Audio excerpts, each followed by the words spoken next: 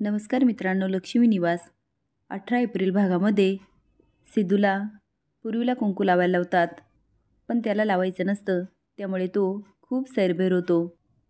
देवीसमोर कुंकाचं ताट पकडतो आणि म्हणतो, आई मला वाचव, मला नाही करायचं हे लग्न, मला वाचव देवी आई.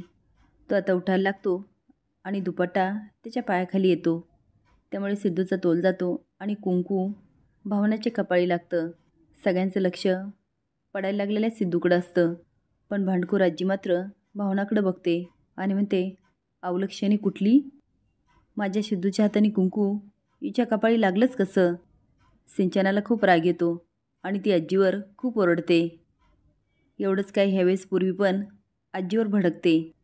रेणुका मनात म्हणते, सिद्धूच्या नावाचं कुंकू भावनाच्या कपाळी कसं लागलं?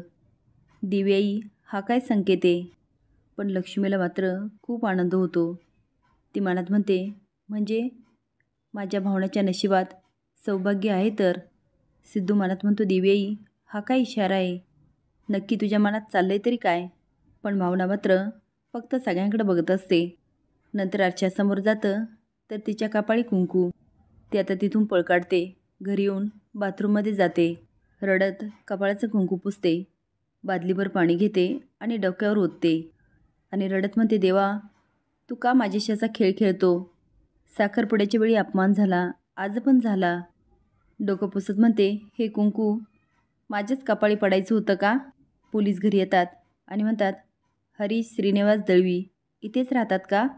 श्रीनिवास म्हणतो, हो माझाच मुलगा आहे. हा काय इथेच हरीश उभा आहे. काय झालं?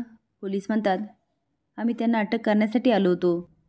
हरीशचा गुन्हा कळाल्यानंतर श्रीनिवास म्हणतो, तुम्ही हरीशला खुशाल घेऊन जा.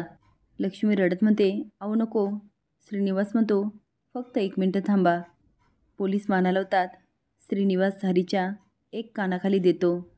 असेच नवीन अपडेट जाण्यासाठी लाईक आणि सबस्क्राईब करा. धन्यवाद.